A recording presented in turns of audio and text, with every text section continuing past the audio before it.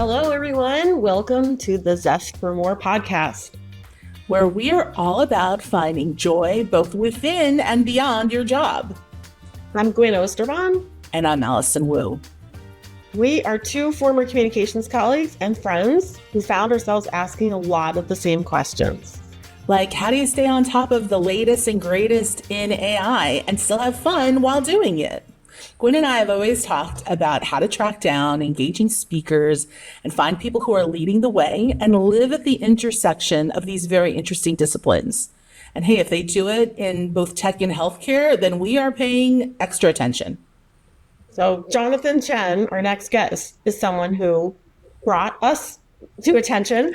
I met him a couple of years ago, and we're really excited to have you, Jonathan. I'll tell you a little bit about what Jonathan's day job and his side gigs, and then we'll dive right in. Jonathan is a professor at Stanford Medical School. He is exploring the very fast-moving frontier of AI in medicine. That's just his day job, because what grabbed our attention for this podcast is that he's a master at holding other people's attention. Not through cheap scaremongering about what AI is going to do in hospitals, but through magic, actually. He has cultivated a whole side hustle where he does magic shows. But for us comms geeks, it gets even better because he's integrating magic and communications to help coach other doctors, other tech people, other scientists, so they can become better at connecting with audiences, telling stories, and maybe they might even learn a little magic along the way. Welcome, Jonathan. Thanks so much for having me. Looking forward to a fun conversation. Jonathan, that introduction is pretty amazing. It sounds like between teaching medicine and AI at Stanford, it sounds, all of it in the magic sounds like three whole jobs. How did you bring this all together? Like, let's start with your day job. What is it like teaching Stanford medicine students about AI right now? It's pretty chaotic. A lot's been coming together. I'm still recovering. Stanford had the Health AI Week the previous week, which is great, where they convene a lot of these events together. I literally did over 10 live performances, you could say, within 1 week. Some of it's teaching a class, some of it's hosting a VIP dinner, some of it's I did like 3 magic shows. I also did a piano recital that week. It was just like pandemonium, but it was very fun. Any one of those things would have been great. It was just crazy that they'd all compacted into one time and try to do good, but also have a good time along the way. Amongst other things, I am the Stanford Director for Medical Education and AI. This role was created just over a year ago, specifically because our deans, our Senior Associate Dean Rena Thomas, realized how many lectures do we have on AI? Like none. How many slides do we have in a lecture? Like none. We had no formal curriculum to teach our students, our residents, our house staff, our full-time doctors, let alone scientific staff and faculty, like how AI works and what they can and can't be doing with it. And so it's been my charge to kind of put that together. And it's a lot of work because, as you know, the field is just moving so fast. Any fixed curriculum is out of date within about 6 months, actually.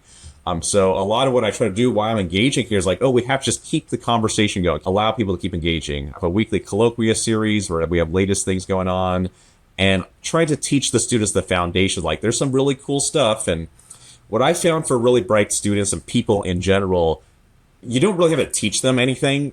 Everyone can learn on their own. You just go watch a YouTube video for 100 hours. You learn plenty. What you need to do is you need to inspire them to care, get them motivated, and they will learn plenty on their own. And so for the topic of AI and medicine specifically, I use a little bit of FOMO, fear of missing out. Hey, the world is moving. AI is not going to replace you. People who learn how to use it could. So you better be one of the people learning it. But also, that's the scare, but also the motivation. But if you do it, it's so cool. Look at all this paperwork I don't have to do anymore. I'm having Claude just answer my messages up in my calendar because that's not the kind of thing I want to spend my time doing. I want to spend time engaging with people. So both fear, but also motivation.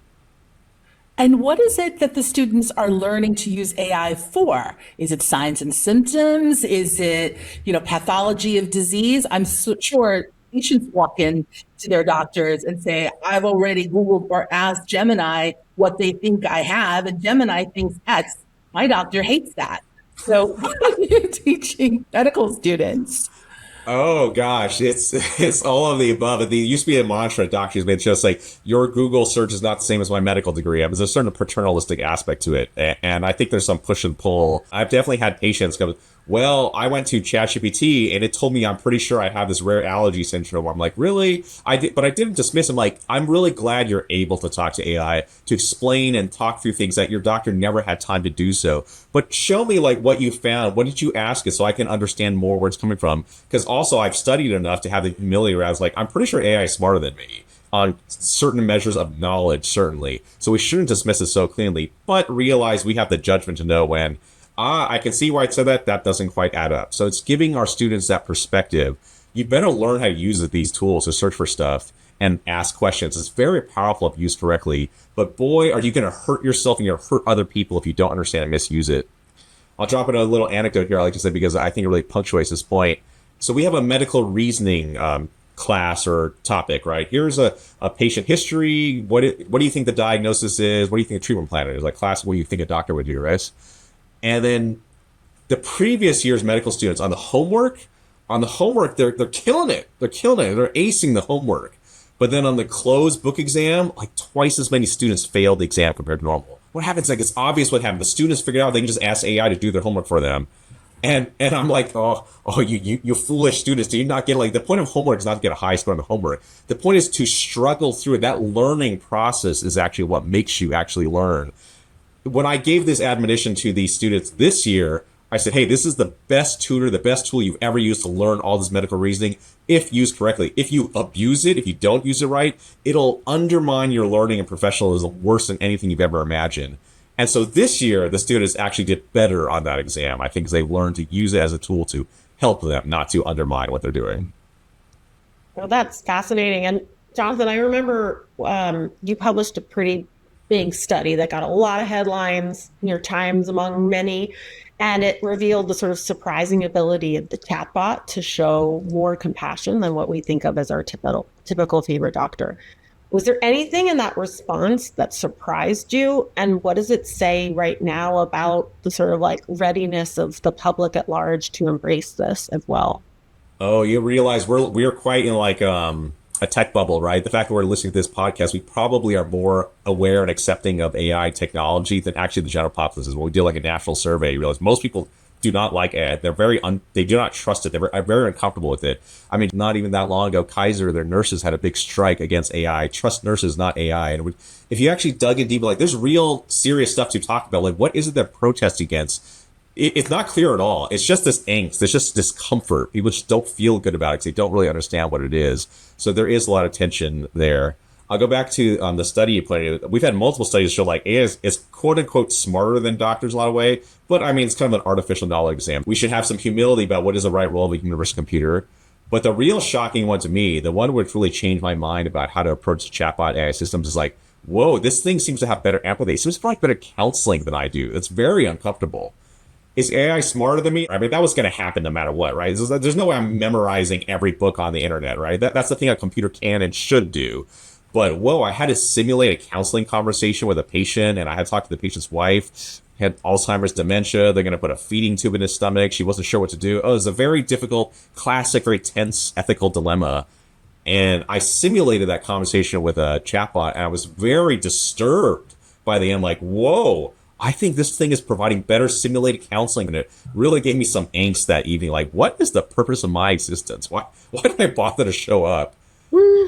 With some optimism that actually, I think that combination is very powerful, and I could actually use this tool to improve some of the most human skills we need to kind of learn how to communicate and engage with each other. So let's just dive into that a little bit deeper. Sure. So what do you, in your mind, with technology advancing, what is the human doctor or medical professional's optimum role alongside technology in the patient care setting? I really am optimistic that there's a relevant role for everybody. I just wrote a piece recently that talks about competence, communication, and character. And these are the things that you actually want to make a professional, a clinician, a doctor is by example, but really like any good professional. right? And what makes competence? It's knowledge. You actually still need knowledge. If you have AI think for you completely, like you're not very functional actually. But more than knowledge, you need judgment. You need judgment. That's what really kind of what it elevates you to. And again, in the medical context, let alone in business technology, two things can be true at the same time. And which one do you pick? And so the analogy I give is if somebody has metastatic cancer, chemotherapy could extend their life by 2 months, but they will suffer terrible side effects during that time. Is it worth it to do that treatment? Worth it is not a question of facts, evidence, or statistics. It is a question of values and preferences. That is a thing that only humans can provide. Communication is essential. Why I'm so glad we're having this conversation, and why when I'm so appreciative that you made that connection to the previous event. It's empathy, bedside manner. That helps. That helps. A lot of doctors, yes, but the robot doesn't have my bedside manner. I'm like, that is just not the moat that you think it is. It's important. It's good, but a great nurse has great bedside manner, right? A social worker can, an actor can express empathy. A golden retriever is probably nicer to people than half the doctors I know. But you wouldn't say a golden retriever with an AI talk box attached could be a doctor. So it's this way to engage. They have knowledge, judgment, but also they have influence. They can like help convince people to take the vaccine, go to the surgery, get the insurance company paid for the procedure. That's not knowledge. That requires a different skill set.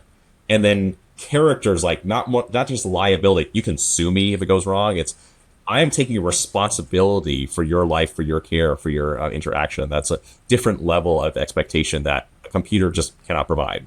Definitely. I'm very encouraged that this explosion in technology is actually helping us be more human because the prompt is only as good as what you tell it. And a physician can actually recognize and see in the patient care setting the things that maybe you didn't mention, right?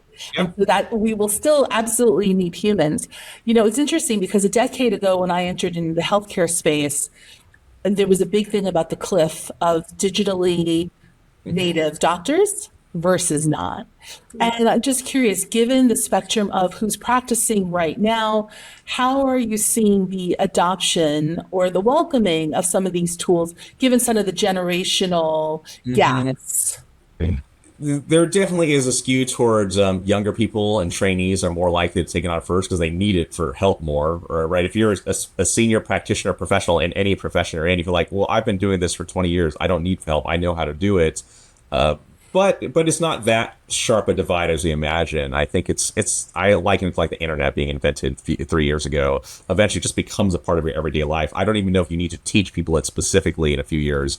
It'll just be ingrained into that. But there have been surveys in Nature, the publishing journal Nature. They did a survey of their researchers and it said, are you using AI to write your papers?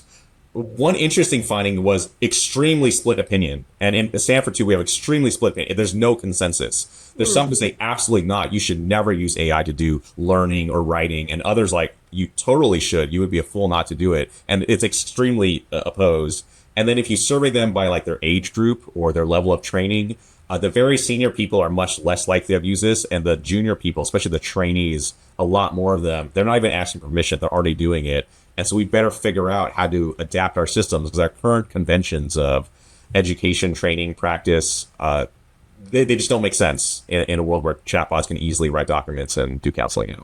So maybe just another C word in here. I loved your 3 C's. And the other one I'm going to throw in because it goes back to what you were reflecting about when you saw how that chatbot was better at compassion is coaching. I'm wondering do you play this interlocutor as a kind of diplomat of sorts internally to help bridge that divide? And then what do you learn about yourself, like your own persona? Are you inherently a kind of middle ground person? What kind of reflections have you had about who you are as you've gone through this process of helping other people confront what their humanity is versus what they're going to rely on tech for? Sure. Oh, it's a tricky one. I've tried very hard actually not to be an educator, but I've been told by people, it's like, you can't help it. That's just what I got when I started my faculty job, which I really didn't want, by the way, years ago. I got a fortune cookie. The fortune cookie said, you could succeed in the field of education. I'm like, no, I was trying really not to do it. The reality is I love education. I love teaching. I love conversing, and knowledge and expertise are kind of my foundational, just kind of nerd type interests. And then with the latest spat of AI, like, holy crap, like clearly knowledge is not the bottleneck anymore, or information is not the bottleneck anymore. anymore. But I realized there's a difference between like a teacher and an educator, or a coach or a mentor or a role model. And those are very much things that we need people to interact with other people for. If the teacher is just someone's like, I know the answers on the test, and so I can tell them to you, you know what, that probably could be replaced by a book or a computer or an AI. But your really best teachers, the ones who inspired you, motivated you, and coached you, mentored you, like those are the ones who really kind of shape the way you think and behave. That I think that's something very different. So let's just shift gears a little bit and talk about magic.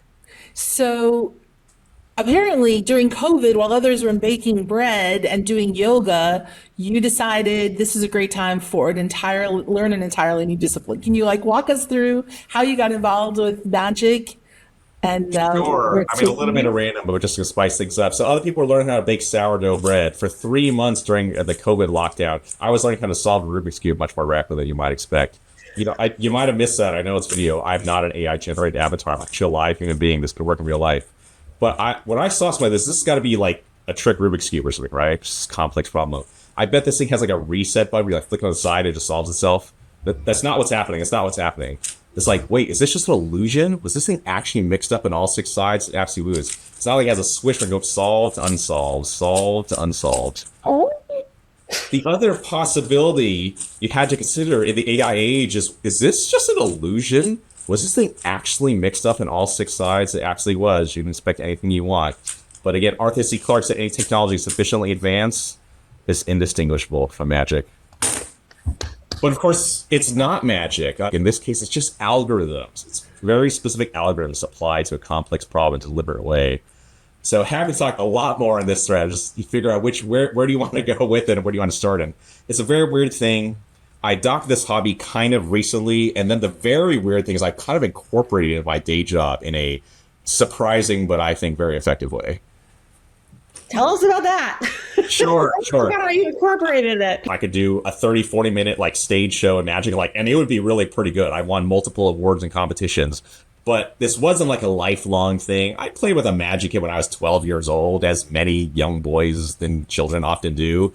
But I stopped playing with it after a couple months because I had nobody to perform for, right? I performed for my sister and my cousins, and no one will look at a Magic trick twice in general, right? The fun is part of the surprise. So I just abandoned it. And then 6-ish years ago, a bit before the COVID pandemic, my oldest son, who was maybe 8 or 9 years old at the time, we saw a street magician who like pulled a rabbit out of a box. And his face lit up. Wow! Oh my gosh! And I don't know if you've ever seen that. If you see like a child really experience magic, it is actually magical. It's just a very neat thing to see and observe. I thought, oh, my kid is old enough to appreciate magic, right? A very young kid, a 4-year-old, actually doesn't understand what magic is. So I bought him a little kid's magic set. I was showing him how to do the basic stuff. My child and also my colleague's child, I was just showing them kid stuff. And then my colleague, my friend, he looks over at me with a side eye. Jonathan should work on his sleight of hand. I said, what? What? Didn't you just say to me? How dare you? How dare you? I will go learn some sleight of hand magic. And so I learned a few effects. Change the $100 bills. I get to do the 3-card Monty. And I started doing it actually from like my graduate students, other colleagues. In the nature of work, there's always some cocktail party, there's always some holiday department event, and I'm actually a very introverted nerd. I actually am very uncomfortable with small talk and engaging with people. But now here's like an artifact. Here's a thing I could do as an icebreaker, and that really facilitates a lot. And it made me show that I'm approachable to the students. Hey, I'm not just an uptight, very intense professor, although I can be too. I'm also a human. I can be approachable, and that was a great way to start with that. And then that seemed kind of fun. People kind of seemed to like it. Although I totally messed up the first few times, by the way. I totally messed up. And these students had like no compassion. They were ripping me down and pulling cards out of my hands. Like, I saw you do that. Like, geez, people. I'm trying to share some joy and wonder in the world, and this is what you get. But started with that, and then, people kind of seem to like it. I'll do a little bit more. And I was realizing I'm kind of really getting better at this. That's also a rewarding feeling. I took a piano again 6 years ago too, because as a junior faculty, and science is really freaking hard. I'm sure technology and business is too, right? You can feel like you're toiling away for something on 6 months. You don't even know if you're making progress. You don't know if anybody cares. You know what's going to happen. And it can be very discouraging. When it finally pays off, it's great. But in the meantime, it can be quite a grind. Versus Playing the piano, very difficult pieces that were inappropriately hard for me. Learning these magic tricks is actually very difficult to do. But hey, I can tell I'm better than yesterday. I can tell I'm better than yesterday. I'm still not great, but that sense of progression, like some people do sports or exercise, is the same thing. That was actually very motivating that I could see I'm making progress on a difficult skill and a cool one that I could share with other people. I can say a lot more about. I'll break for a second because I know that was quite a rant already. I just love the story that how it brought into like ability of making mistakes, like that your first audiences were tough on you, Oh yeah. and that like one of the kind of rules in coaching is like being able to laugh at yourself, and they Yes. even call it rule number 6. There's no other rules, but this is like so you would remember how ridiculous it was and that you really should laugh at yourself when I was doing my coaching program. And I was wondering, like, how have you learned about taking yourself less seriously? How do you help other people take themselves less seriously? We were talking about how you did this keynote at the biotech I used to work at, and you had a standing ovation. You also had a CEO of a major tech company. You were the one with the standing ovation. That group was like ecstatic when you were done with your talk, in part because they were just couldn't believe you kept rolling out new magic tricks that they probably had never seen, but also you were secretly teaching them how to be better communicators. Can you talk about the importance of taking yourself less seriously, feeling willing to make mistakes, and then how you connect with audiences and how you teach that? Oh gosh, I'm trying to figure out how deep to go there. Right, I was totally the computer nerd child, right? Mostly straight A student. That's how I like conceptualize myself. My first job out of college, I was a software engineer, so good, and then I got laid off in the dot-com bubble, and that was devastating to me. I mean, in real life, objectively, like it was fine. I was 19, 20 years old. Like I rebounded. It was like totally fine. But for my psyche, I felt like that was one of the first failures in my life, and I did not know how to cope with it, and it was very damaging to me. For decades after, it really shaped my like risk aversion and how I approach life. Doing a magic trick for somebody, especially when I tend to work with like engineers, data scientists, doctors, they're very analytical. It immediately feels like a challenge to them, and it feels immediately adversarial. They think the point of the magic trick is I'm trying to like show something fun and share some joy. They say, you're challenged me, I'm going to catch you. And it's like, oh, okay, it's that dynamic. It becomes very tense very quickly. But I've learned, it's like, wait a minute, but that's part of the play. Just try to catch me if you do. Ha ha ha. What a fun experience. And then let's just play to the next thing. Here, you caught me at that one. Let me do 5 more. And that was also a big thing I had to withstand to get into science. Because the norm in science is you face negative feedback and rejection all the time. That is the norm. People criticize you for everything you're doing because that's how a scientist shows you they're interested. If they didn't care, they would just not say anything. But when they care, they say, I don't think you did this right. You should have done this. What about this other thing, right? It's all very negative criticism. And I realized I had to have a little bit of a thick skin. I have some ego to spare, but still, it's pretty hard to kind of withstand that. But when you can, that's how you can really emerge in a much stronger way that is compelling. And then, let alone, I've been trying to do with this communication workshop, this teaching workshop, which is meant to be fun. Like, we're having a good time, but that's also a trick. That's actually the technique to get you to pay attention. But if you're actually realizing I'm trying to teach techniques that, boy, do I wish somebody had taught me so I didn't have to learn it the hard way. And people try to teach me something along the way. I don't think this is actually taught very deliberately, very well. Deliberate, scientific, complex, technical communication, especially for those personalities that I totally understand. The introverted nerd who that feels very unnatural. Yeah.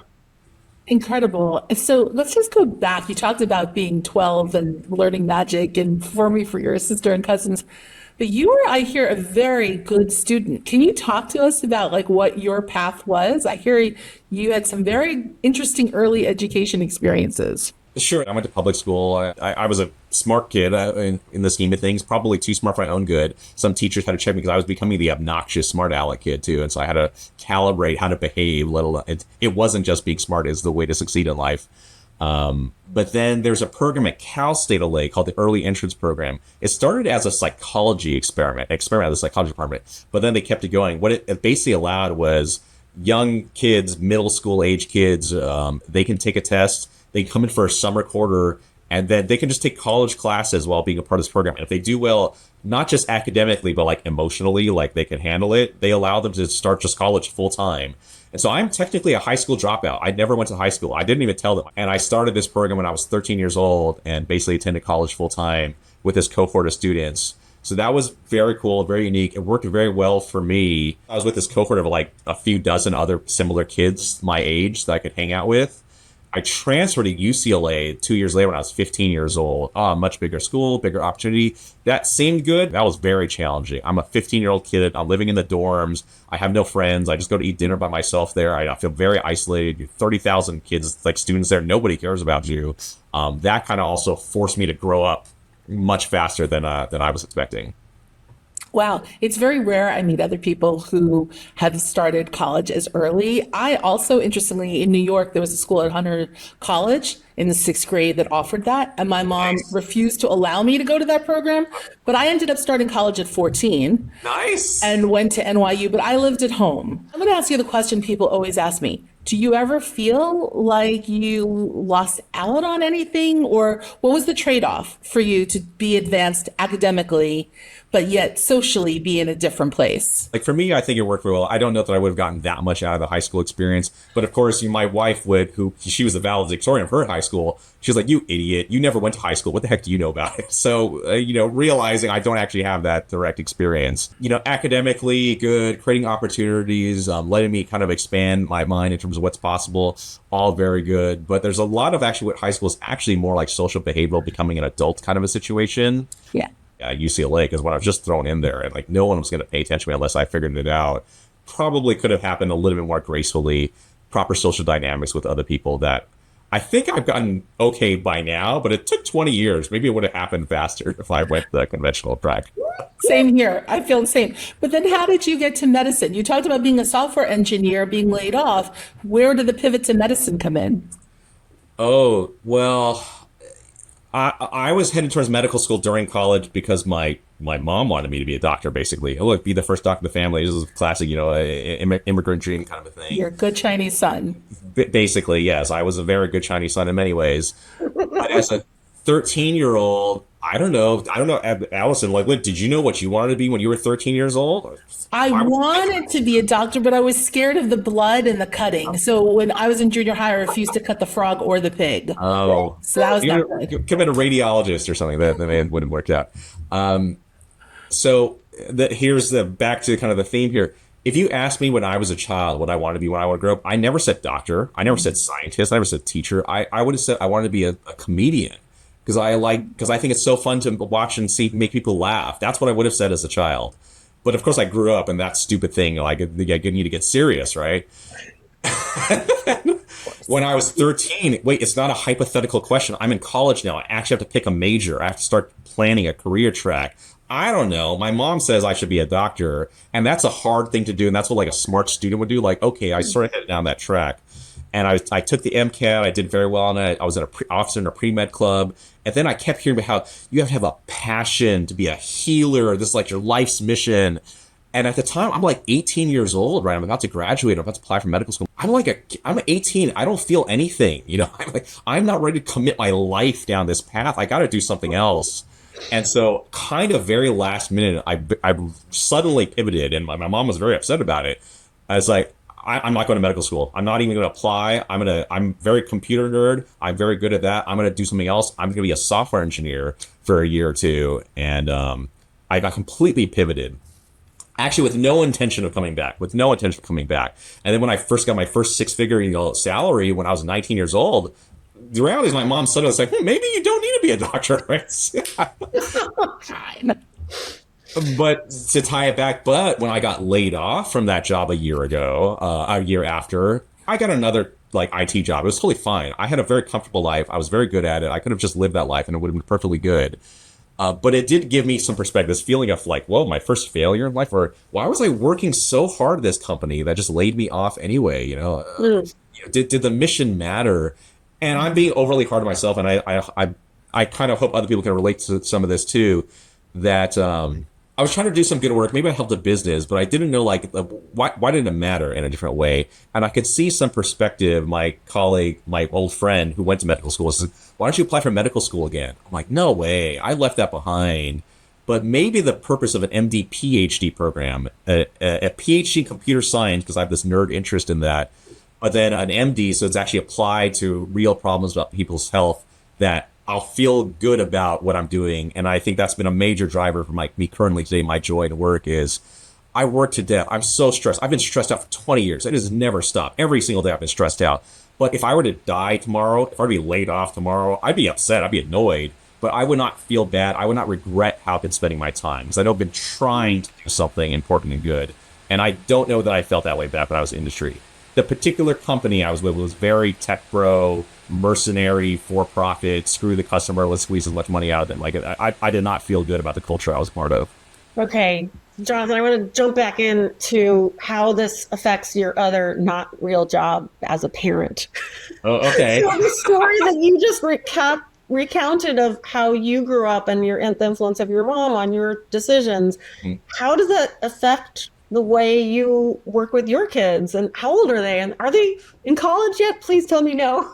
No, it's a very different dynamics. I mean, this is the thing. Certainly, I know how to study a book. I do not know how to be a parent. I'm trying my best to be a decent one, but I don't even know what that means. I have a 15-year-old, 11-year-old boys. And the 11-year-old's probably more like me. I can kind of recognize myself a little bit more. Kind of awkward, introverted nerd kid, but very smart at math type of stuff. It's like, oh, I kind of know how to help him because I suffered a lot of that myself. My older one is a different personality. He's more into art. He's a very kind and like conscientious person. But school isn't as easy for him. And I don't know, this is a different topic, but I struggle more though because I don't recognize as much. It's harder for me to know how to help him, even though I'm doing my best to do so. No, nothing is easy about parenting, and there's no AI for that either. But I was just curious whether your own experiences like have shaped you, how you think about helping your kids see what's out there. And I mean, my kids I don't think it would come up, but I don't know, Allison, I'm sure if you had children and they had the opportunity to start college at 14, 13, would you let them? My wife would be like, no, what a terrible thing. I seen your classmates, a bunch of weirdos. No. Very individual. I think it's very individual. I think you have to, it depends on the person and what they want. Some of the things you do are delayed, right? The things that you would do. I didn't go to my high school prom, so don't worry about it. You didn't miss anything. Yeah, I didn't either, and I felt a little bit funny about it, but I eventually got over it like 10 years later. Oh my God, you weren't missing anything at all. It was like the most overrated event ever. Let me drop in one of the anecdotes that closes part of that story about why would I go back to medical school? That's crazy. I'm like, I'm not going to do that. I have to go back to my old professors and like beg for a letter of recommendation now after having, I'm going to look at an idiot. No, I have a perfectly fine, comfortable life right now. And then it was my old colleagues like, oh no, your MCAT that you took and you did really good on, the test again in medical school, it will expire after 3 years. So you have to apply this year or you will have to take that test again. I'm like, oh, well, there's no way I'm taking that test again. So if I'm ever going to do it, I got to do this year. I still struggle. My girlfriend at the time, when I talked about it, she's the really one who convinced me. And she had this phrase that really just like twisted the knife here. I mean, in a good way. She said, Jonathan, you should totally apply. You should totally apply. Because in life, you will regret what you didn't try, not what you did try. Oh man. That really hit me like a ton of bricks. And I was like, all right, fine. I'll do it. I don't know if I'll actually go, but I have to at least apply and see what's possible. Well, it's so interesting how those things really, we can see our lives perfectly, right? 2020. But your degree and your training perfectly prepared you for this moment where we are at this incredible convergence of healthcare plus technology. So I don't know if there would have been any other better path to prepare. So just as a question of, as you're talking with other medical students and preparing them and thinking about this very multifaceted kind of way of thinking, multidimensional way of thinking, you've talked a little bit about how you find the joy in your job now. Can you talk a little bit about how you're encouraging the students, right, who are coming up, how to think multifunctionally, multidimensionally, and not just about the work at hand, but also about incorporating joy and a more balanced life as well? I was surprised that I completed medical training and like ended up trying to be practicing as a doctor. I thought I was just getting the medical degree and I was going to go off and do industry work, research, go work for a pharma company to inventing drugs or something. But then I did the clinical clerkships, seeing real patients. It surprised me that I liked it a lot better than I expected it would be. I'm the book nerd, right? I'm just going to study. There's actually very advanced expert decision making that's necessary in that practice. So I'm utilizing all those skills I trained on, but it's a way that's very engaging with other people. I really liked I was working in a team, like you're dropping into a medical team and you really have a common goal. You're not competing with each other who gets the better paper, the test score. It's like, no, look, there's like a patient in front of us. We got to work together to figure out how to help them. That was a very motivating. And then I realized I had much better stories to tell when you come home from the hospital. When you come home from the hospital from the research lab, and then reviewer number 2 wrote this thing on the paper, and I had to file this form. It was so obnoxious. It was just like, there's office stories, and it's fine. But then, at the hospital, this woman, it turns out she was pregnant, but also had a tumor in her stomach. They have to decide whether to even do a CT scan. Like, what are you going to do next? Oh my gosh, tell me more, right? It's a very different kind of dynamic story. So there's one thread about the meaning of the work has really shaped what I do. And then I'll tie it back to a little bit of fun. To this other thread. A lot of my work now is science. I do experiments. I supervise a team, and that's fun to see young people and help cultivate them and, teach them the mistakes that I made so they don't have to make them. And I give a lot of talks and presentations. Do hardcore work. We have to communicate it too. And so I've already was trying hard, going to do that just as a good presenter. No tricks, just engaging story, compelling presentation, using cadence of speech, all these different techniques. It was a few years ago. I incorporated magic into my actual science presentations. That's a very weird thing. I think it still is, but like maybe a weird, cool thing. 3 years ago, I was invited to give a keynote presentation to Stanford University Medical Partners. It's kind of their group of doctors. They have a retreat. They want to hear about the latest technology advances. Hey, it's a retreat, man. Like, don't make it a lecture. We want something a little bit more fun and engaging. Oh, and the theme is the magic of medicine. We heard you're also a magician. If you'd like to also do a magic show afterwards, you can do that. So I thought what I was going to do was my hour-long lecture keynote, which is really good. It was my wife's idea. So I both blame and credit her. She's like, wait a minute. What if you actually incorporated some magic into the science talk? I'm like, what? Oh, that's crazy. I would look like an idiot. Like, I can't do that. They would laugh me off the stage. But I'm like, well, but wait a minute. I don't know. Maybe that could be really interesting, compelling. Because it's really hard to listen to an hour-long lecture, right? So you spice it up every 10, 15 minutes with a little bit of a different flavor, a different icebreaker, but also thematically relevant. I have some magic that's just a totally random magic. I make a dollar bill appear an egg or something like this. It's just random. But then also this Rubik's Cube, right? It's about algorithms and what's believable or not. I do a bit where I have a medical reference book and I show it as a human being. I memorize the whole thing. Is that real or is that not? Or is this just a magic trick? And it's just really gets you uncomfortable with what you're seeing. Just like AI is very bizarre. It seems to do everything, but not everything is what it appears to be. And that's a very compelling through line. That was a crazy experiment for fun. That's become kind of a signature bit for me where, again, it's on the one hand, it's a fun thing, but if you're paying attention, there's an allegory. And if you're really paying attention, it's actually a trick to actually let me get the actual information, the teaching through that would just be hard to absorb without it. Oh my gosh. I wonder, John, go ahead. And you know what? This is the closest way I could sublimate to I'm getting to be a comedian on stage, just like I said. Well, that is definitely what you. And I know you like the letter C because you did it for the talk that we worked on together, and you're doing it in this paper, Yes. and you're very quick to credit your wife, which is wonderful sign. I would say it was a genius idea. Is she a communications person? Because it sounds kind of like what we might have thought of. She's been my partner for years, and that's been the best thing. She's also an MD PhD. That's how we met. We were students in the same program. She's the director of laboratories, very accomplished herself. But that's great. We can always bounce off crazy ideas off each other, and we really understand what each other are talking about in a lot of ways. And that's been very helpful to have that kind of dialogue partner. I love it. And I think that your story of how you were forced out of your comfort zone as a young person at the right age of 13 to be in college is just shaped how you think about everything, including technology and helping other people think about how to get out of their comfort zone and to encourage us to laugh a little bit and embrace comedy. Thank you so much. Is there anything we didn't touch on that Allison and I should have asked you that you would have loved to chat about in terms of joy? Wherever it fits, but I remember having this anecdote. So I've competed in magic competitions. I've been paid a few times not to do a science talk with magic, just can you just perform magic for us? And one time I got recruited to do that. I used to do holiday parties reflect by my colleagues. It's very fun. It's great. Gwen and Alice, I'd love to perform for you because we're already talking anyway. I did this bit where I was just doing a professional gig at a company that had no relation to anything I do one of their holiday parties, strolling around, doing magic with people. And it was interesting because afterwards, like, oh, that felt like work. That did not feel like fun. It was a very different dynamic to do this fun thing that was very just a spontaneous thing for life to now like just be doing it as a job. It was not fun the same way. So I think there's pointed perspectives about doing what gives you intrinsic meaning, working hard on stuff because it matters, and that will give you the reward, and incorporating fun elements and joy.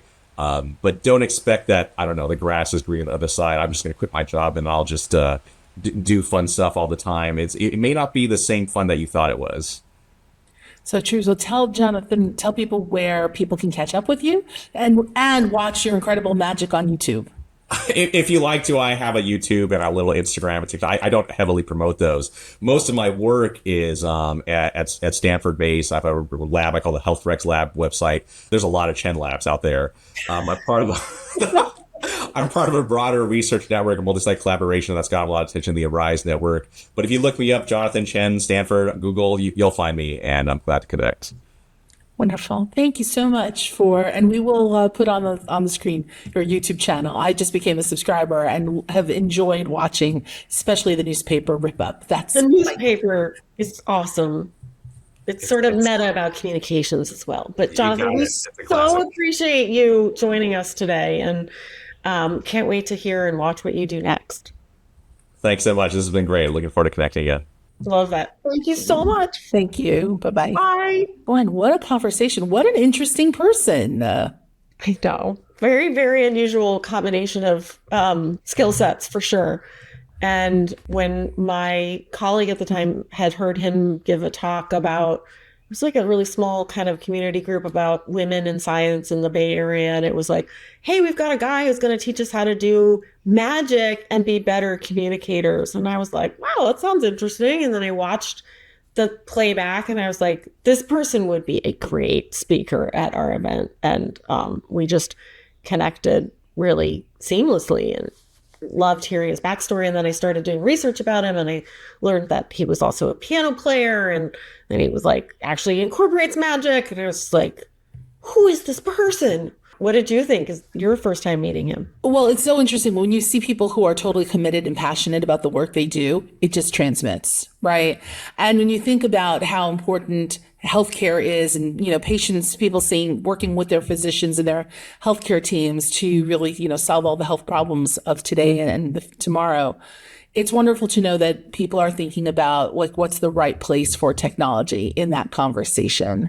And so it's very exciting. I mean, I remember growing up with the movie The Doctor with William Hurt, where they were still trying to teach doctors to be compassionate, just pre-technology, just as human beings. And it wasn't until that specific doctor got cancer that he started thinking, oh my gosh, there's a whole other way to train doctors. So it's wonderful to see this evolution in so short a time, really, about, how to really think about the caring and the commitment and the science, and how the technology can be an enabler to better healthcare. Yeah, I certainly feel a lot better as we've talked about in our other AI chats, but I've been a gradual adopter, knowing that people like Jonathan are really wrestling with these questions, and he is so human first. He is not like a tech at all costs. Just that makes me feel like the field is going to keep evolving in a way that will help us be both, I'd say, realistic, pragmatic, and if we can become better at caring and thinking about what compassion really looks like, because a chatbot helped show us a different way to ask a question like that, I'm all in. Well, that is it for our episode today. You can actually find us also on YouTube at youtube.com/@Zest for more, or you can listen to this episode wherever you listen to podcasts on Apple or Spotify, or you can go to zestformore.com. Thanks very much, Gwen. Have a great week. You too. Thanks, Allison. Bye.